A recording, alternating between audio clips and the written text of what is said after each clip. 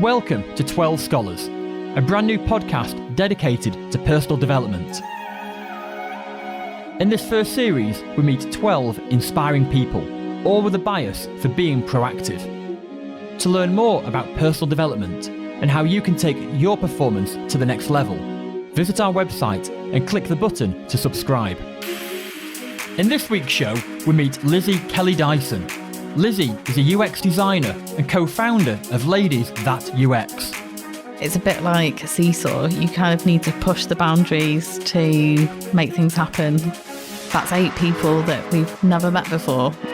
We got messages from women in Austin, Texas and Melbourne. It just sort of exploded after that. Every month we were signing new cities up. It just became a global community really quickly. Lizzie grew up in Harrogate, North Yorkshire, before moving to Manchester to study web development. She's worked as a UX designer for BBC Sport, Booking.com and more recently dunnhumby. Always looking for the next challenge and step outside her comfort zone, Lizzie is also co-founder of a non-profit global organisation that promotes women in tech. In this episode, we'll sit down with Lizzie to discuss being proactive, how she's promoting equality and helping others step outside their comfort zone.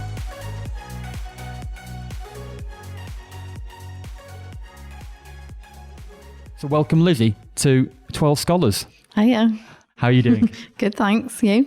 Very well, thanks. Before we go any further, just talk to me. What is a UX designer?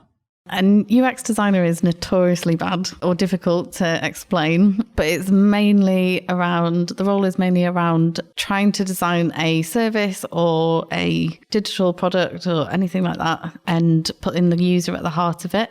So we can build websites, but making sure that it's solving a user need instead of just looking great. Right, so UX is about user experience. Yeah, it stands for user experience, and it's a bit of psychology and design put together. So perhaps we can talk a bit about comfort zone and why is it so important to you and the role of a UX designer?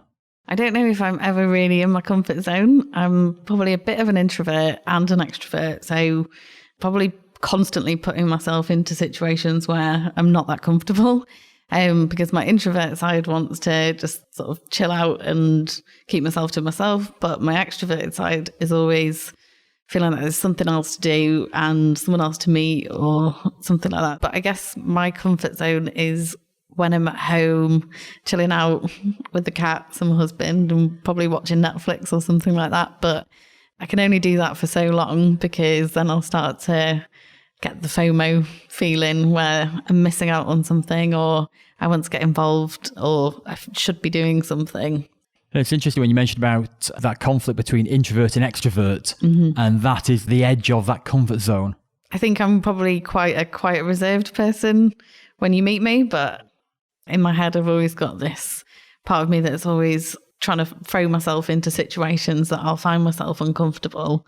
When I was a student and didn't know what I was going to be doing afterwards, I'd be going to networking events, and the idea of going and speaking to strangers and introducing myself would be scary and I didn't want to do it, but I would still put myself in that situation. I knew that once I got there and I started to speak to people, I'd be fine. So I'd just make myself go and then just deal with the situation once I got there.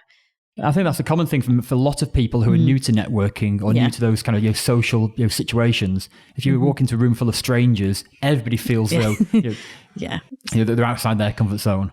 Yeah, I think a lot of people find it daunting, and we get a lot of people coming to Ladies at UX, a group that I run, that have pushed themselves to go out of their comfort zone and come along maybe alone or with friends. And we try and make it as comfortable or as easy to meet people as possible, because we know that can be a daunting experience the first time you come along.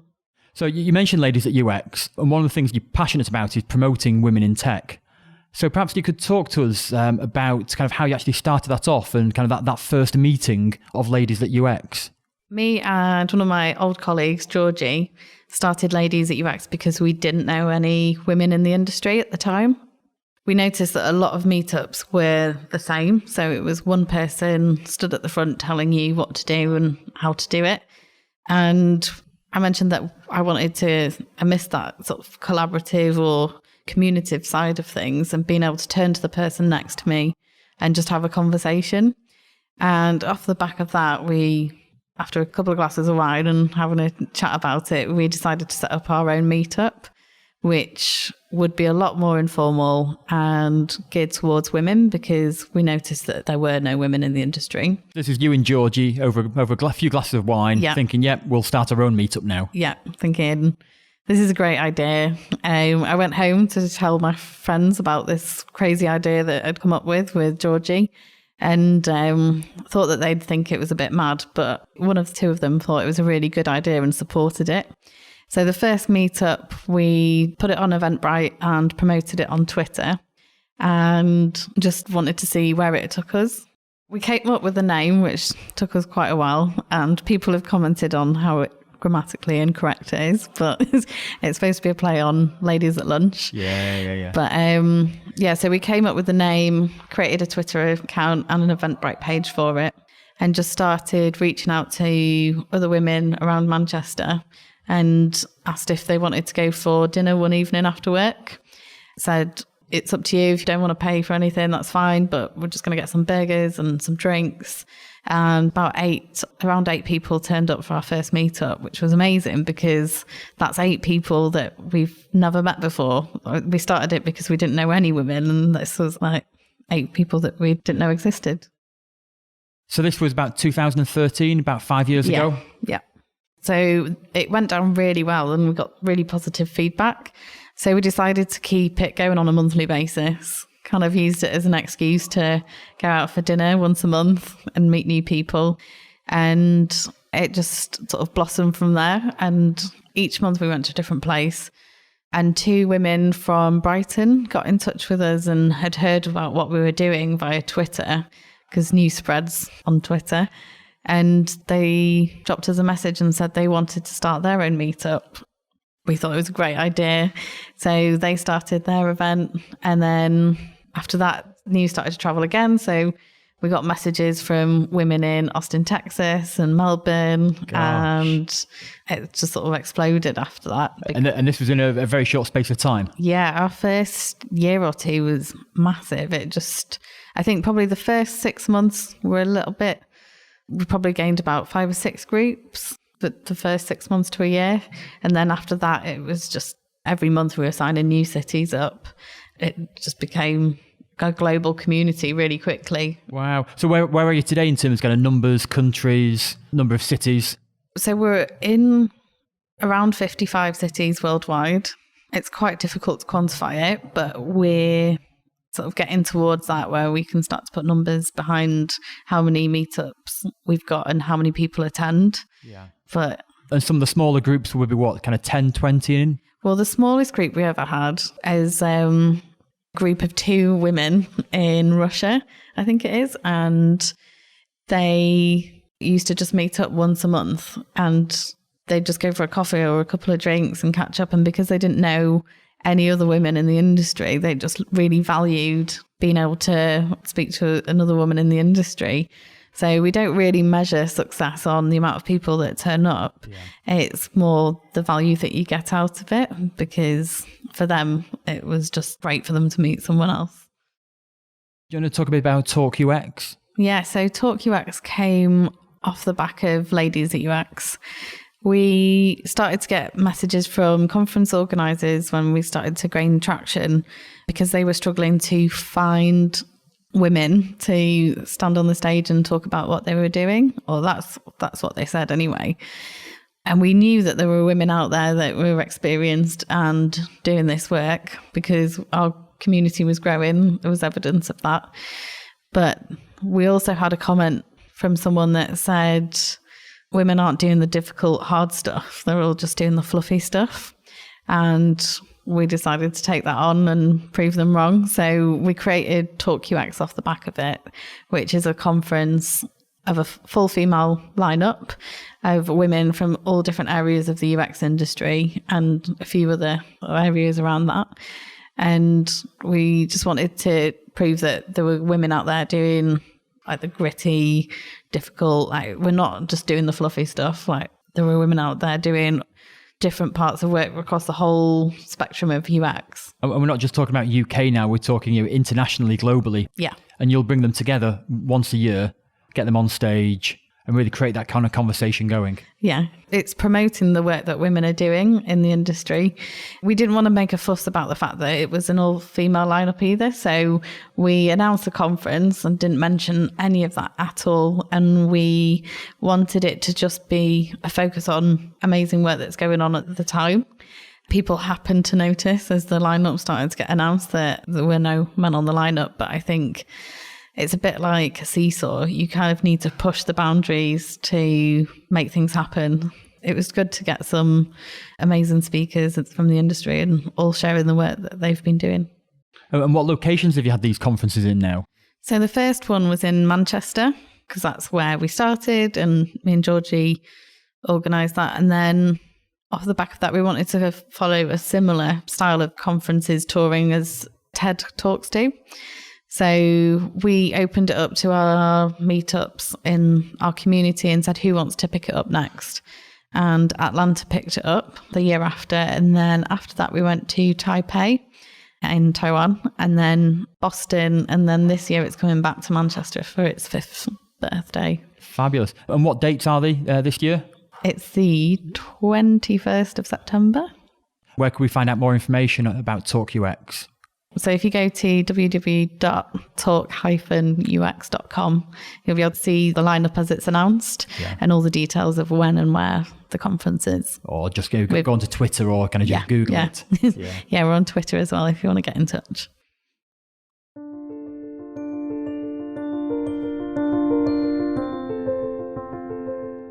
With respect to Ladies at UX, what sort of environment does it create, and what sort of benefits does it bring to the people who show up? I've always been a bit of a tomboy, and I've had more male friends than I have female friends. And when we first started to run Ladies at UX, it was really nice to just have female company. I'd not really had that before. And I think by getting a room of women together, it just creates a different atmosphere in the room. And being able to share stories of how people have tackled different problems in the workplace, how they're finding running a project, and just being able to speak openly creates a really unique atmosphere. We're also really encouraging, and we want to promote the work that people are doing. So as the group started to grow, and we had people asking to do talks and people wanted to hear the talks, I think that atmosphere has created a really nice space for people to practice speaking and presenting and that kind of thing. So it's rather than just being a social meeting, it's now kind of evolved into a small talk for those who want to stand up and practice their public speaking and presentation skills. Yeah, so when Brighton picked up Ladies at UX as the first city to take on Ladies at UX, they did a really nice workshop to kick it all off.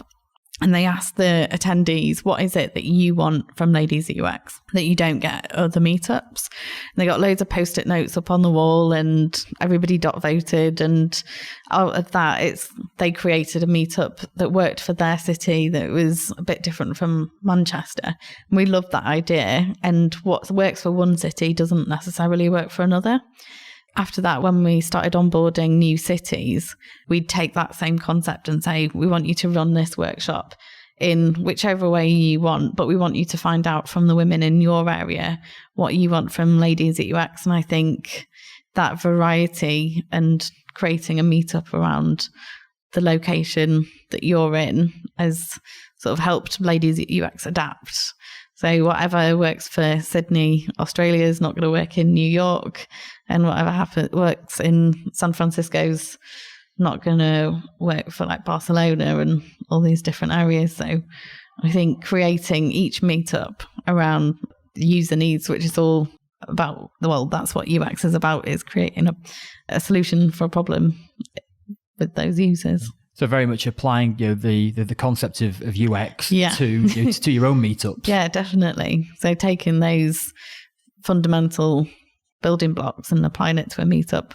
We did the same with the conference as well. So how do you create an experience for the attendees and make sure that it works really well.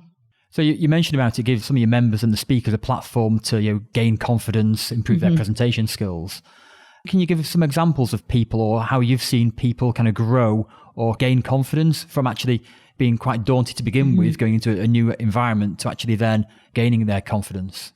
Yeah, so we've seen students come into Ladies at UX and started networking and then actually graduating and going on and getting jobs in the industry through their network. I think networking is such a big part of the UX industry and the tech industry. I think who you know makes a big difference, and having that community around you as well. If you struggle, you've got friends to go to. I've also seen people come into the events that have been quite junior or not spoken. They've dipped their toe in the water for our monthly meetups, and then we've seen them at the conference. So because we know that they've spoken at the monthly meetups, we've got confidence in them to go on a stage in front of 300 people and deliver a talk. I think that's really, really that's amazing to see someone come to a small meetup of about 30 to 40 people, and then the year after you see them speaking in front of 300 people is amazing. Gosh. Yeah, it's really rewarding. I can imagine for yourself and Georgie, when you're actually sat back now and seeing all these people kind of grow their careers, blossoming, that really is rewarding. Yeah, and I think seeing them blossom, but also people that have moved to Manchester, seeing them building their network. Lara, who is running the Manchester event, like the events at the minute, she moved to Manchester from Scotland. She didn't really know many people here, but now because of Ladies at UX, she's like grounded in Manchester. She has got multiple jobs through it. I think building her network through the meetup has been invaluable to her, and it's just amazing to see. Even if they're not growing necessarily in their career, like they're growing their network and building up friends. I think that network at Ladies at UX is really amazing. There's been times that I've struggled in my career, and then I've got friends through it that I'm able to go for a coffee with and maybe have a rant or a chat, and you can reach out and you can share problems. Yeah, and I think I'm not sure my husband loves hearing me talk to him about these things all the time, but I don't think he understands my industry and the detail that my friends do and the people at Ladies at UX do. So it's good to have people that I can go and speak to and maybe get ideas and bounce ideas around and it's really nice. How would you say the actual industry's now changed over the last few years? It has changed since we started Ladies at UX, and I think we're seeing that in Manchester and we're seeing it in different cities.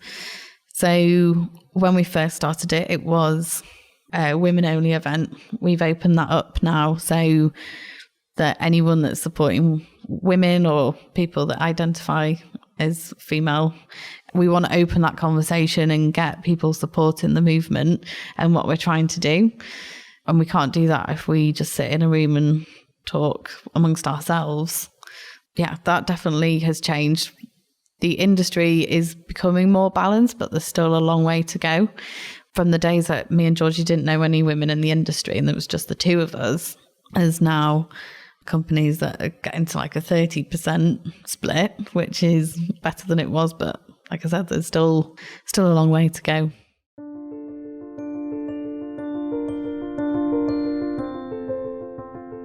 So Lizzie, some final questions if I might.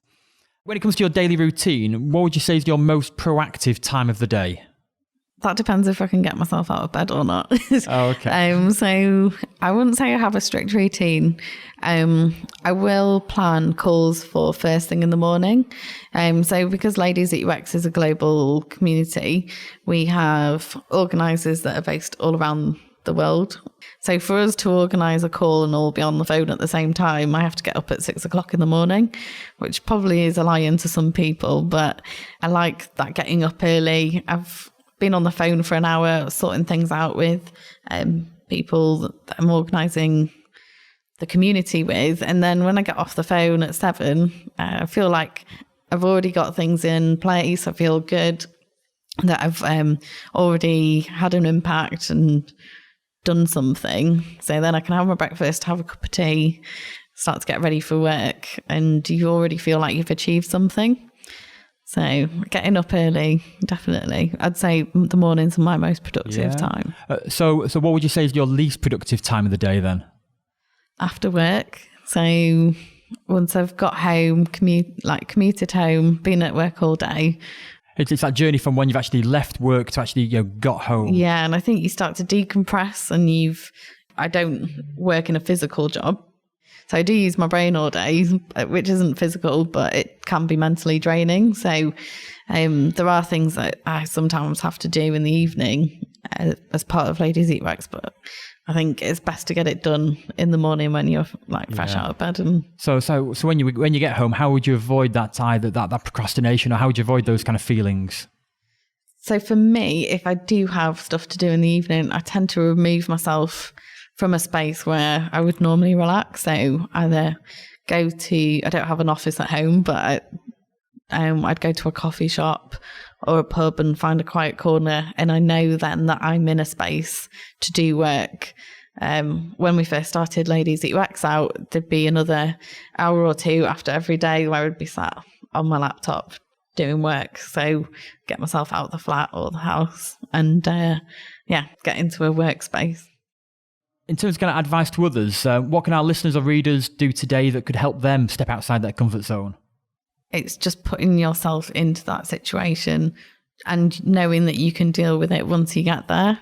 Going back to my university days when I would go to meetups, it's a tricky one because I know that anxiety and those kind of mental issues can block you from getting into that situation in the first place. But I think you just need to take little steps. If you know what your comfort zone is at the minute and you know where you want to get to, what are the little steps that you can start to do that get you out of your comfort zone? So maybe if you're happy spending the weekend in bed watching Netflix the whole time and not going out, going out and meeting people, or I think it's gradual. And for me, I probably wouldn't have imagined that being in this position today. And I've not taken any massive steps. It's just constantly doing little things that throw you or make you feel uncomfortable. And over time, you'll look back and you'll be in a position that you never thought. So very much kind of baby steps, and you'll gain confidence by doing. Yeah. And I think doing it over and over again, it gets you into a position where you don't think about it anymore. And it's only when someone asks you and you retrospectively look back that you realise how far you've come.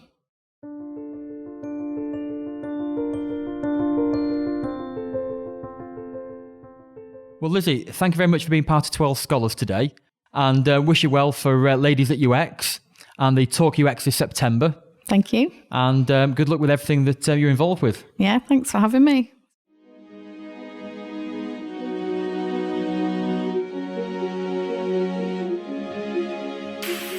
That was Lizzie Kelly-Dyson, one of those unassuming people who are quietly doing amazing things. In this episode, we learned more about being proactive and how stepping outside your comfort zone can lead to greater things. Lizzie's advice is to constantly do things that make you feel uncomfortable. Start with small things, and over time they'll become easier.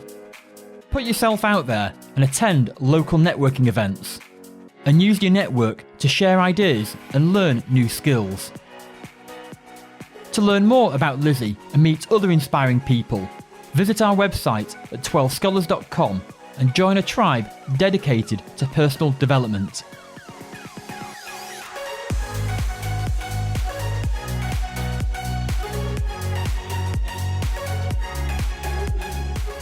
That was a 12 Scholars podcast. If you liked the episode, be sure to tell one of your friends. My name is Bob, and I look forward to joining you next time.